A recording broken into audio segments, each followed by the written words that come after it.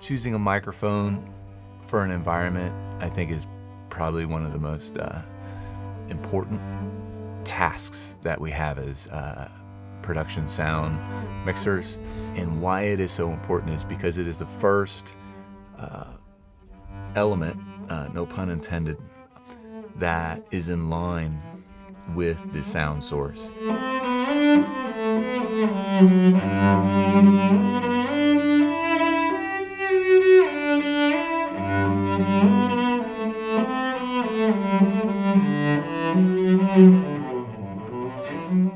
So when I'm choosing a microphone, the two most important things that go into which microphone I choose to deploy or which microphone I choose to use is the source and the environment.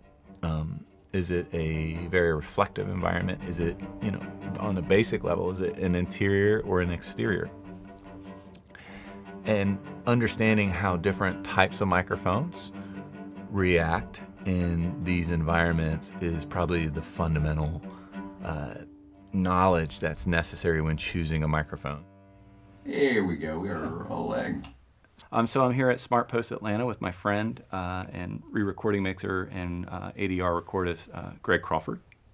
And he was so kind to spend some time with me this morning so we could take a listen to the Schoeps CMC141, and he had a really great suggestion to also put up the Sennheiser MKH50, which is a very popular interior super cardioid microphone. So, one of the things that I was really interested in, Greg, and especially because of your ears in this environment, is the reach of the microphone in comparison to the 50, because I'm very familiar with the 50, have used this microphone as a super cardioid for at least 5 years for interiors. I'm curious about the reach and if you're hearing any differences in the amount of pull from the microphones at this distance. I mean, how far would you say this is? So right now, I'd say we're 4.5 feet, okay. Maybe 5 feet. Yeah, which I think from a framing perspective is kind of a medium-ish. Yeah, so that's right where we are there. That's about where we start with, okay. And like I tell you, that when we're doing ADR, we listen, and we're moving people up and back, just trying to, make the proximity match a little better. So what would be interesting to do is I would like to hear really high level. Okay. Just yeah, let's when, do it. Hey! Hey, over there! Do me a favor, if you don't mind. I'll take that full step forward and do the same thing for me. I'll go where it is that I was, I think. Right about is there. that about exactly is about right? Okay. Yep. And should obviously my instinct is I want to. Yeah, and our instinct always that's what look at the monitor. I mean, that's basically we try to get everybody to keep just don't look out, keep looking straight ahead. Hey! Hey! Hey, over there! Hey! Hey! Hey, over there! It's interesting. When we listen, you'll hear a significant difference.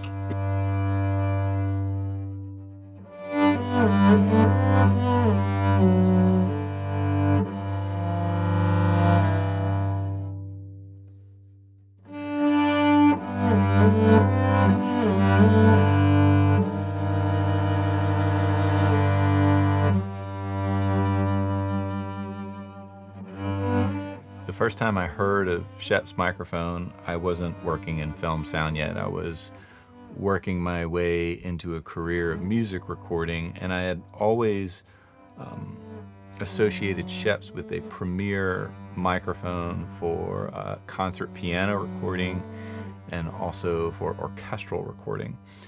And because of its accurate, incredible frequency response. I assembled all this through a lot of research, but I had never used a Schoeps microphone. Years later, when I went into the film industry, I immediately, as I was learning and researching, noticed that a lot of the mixers were using the Colette series, which is the series from Schoeps that they founded or started in 1973. And when I say founded, it's because Schoeps actually invented the modular microphone.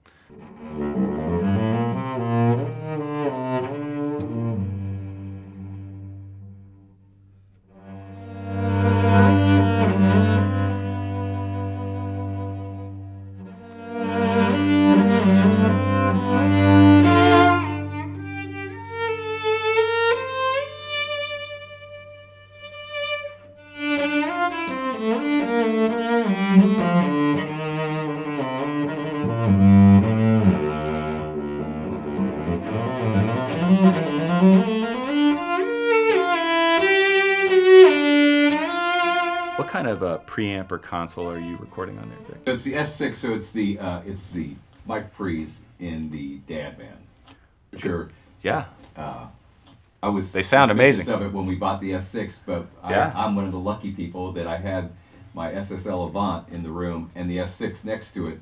So I did the same test with the mic pre's on from the dad band and in the SSL, and found that they're both very similar in that there's no coloration. That's wow. One of the things mic preamp makers like to do is find that sound, and doing what we do, I don't want a sound. I just want a really high quality, low noise, can take a hit preamp.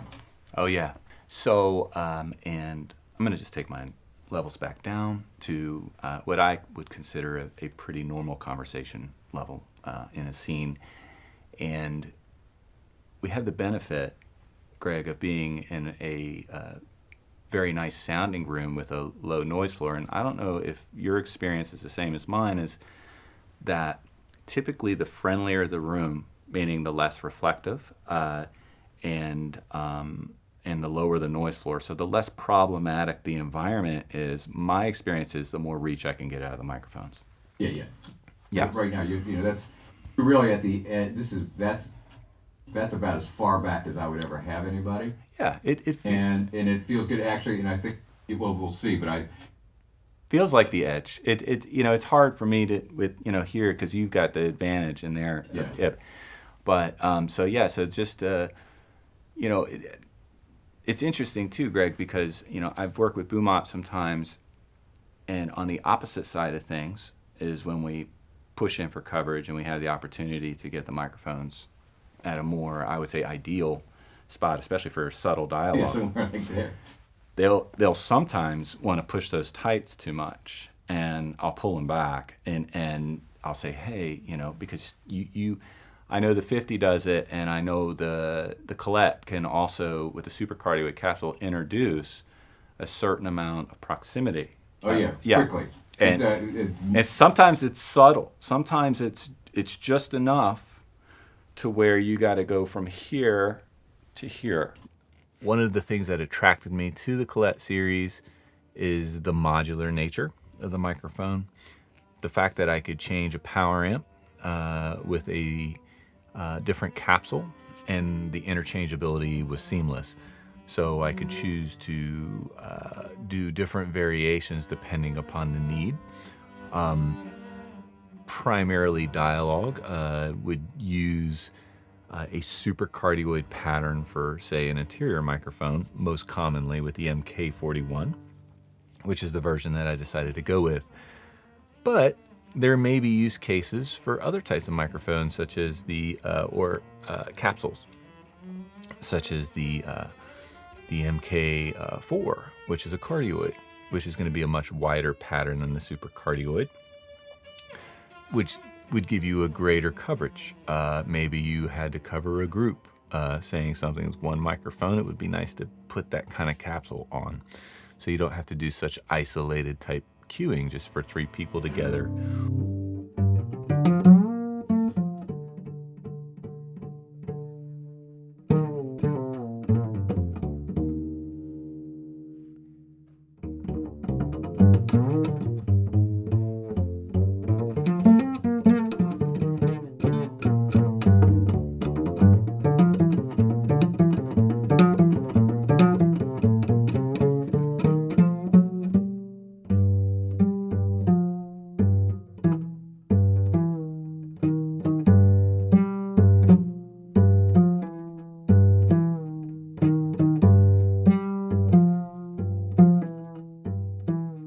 Where I mean, if I quickly A B, I mean, for the most part, but the places you have at the microphone, even the talkback is. Interesting. Okay.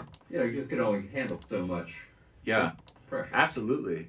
And the dynamic range. Because honestly, cutting dialogue, if that was the match, not a lot I would do. There was not anything I would do to it. I would just let it. Sure. You know. Do me a favor, just stand right where you are, and then just look like full on to the left and talk, and then that's much to the right. I'm just curious.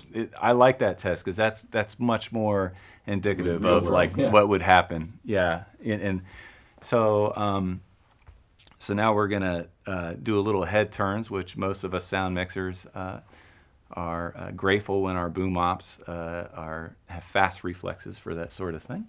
So I'm gonna deliver a line over here and then come back. And oh, hey, I didn't see you standing there. And then try to pop one to the right, go this way, and really make the sound mixer mad and go over the shoulder back there. Hey, what's going on?